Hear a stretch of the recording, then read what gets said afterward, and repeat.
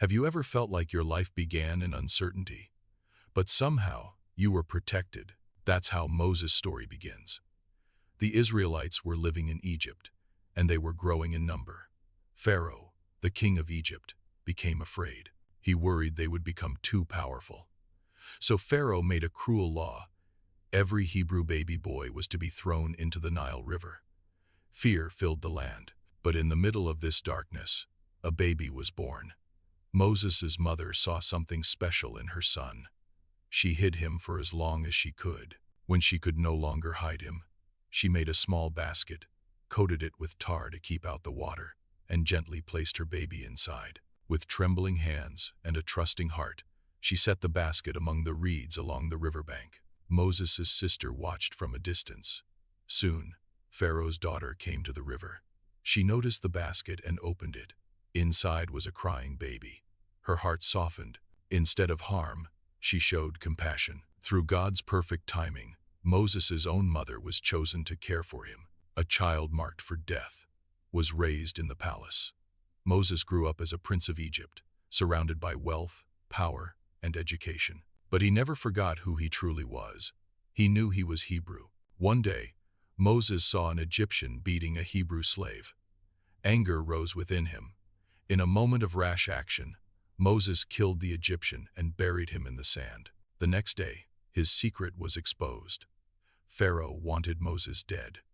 Moses fled into the wilderness, from palace halls to desert paths. There, Moses became a shepherd, caring for sheep in the quiet land of Midian. Years passed. The man who once lived in luxury now lived in humility, and that's where God met him. One ordinary day, Moses saw something extraordinary. A bush was on fire, but it was not burning up. As Moses approached, God called his name. Moses, Moses. God told Moses to remove his sandals, for he was standing on holy ground. God had seen the suffering of his people. He had heard their cries, and now he was sending Moses. Moses was afraid. He doubted himself. He doubted his ability. He doubted his worth. But God promised, "I will be with you." God revealed his name to Moses. "I am who I am, the eternal God, the unchanging one." God gave Moses signs to show Pharaoh. He appointed Aaron to speak alongside him, and slowly, Moses began to understand. This wasn't about his strength. It was about God's power. Moses returned to Egypt not as a prince, but as a servant of God. The same man once hidden in a basket was now chosen to confront a king.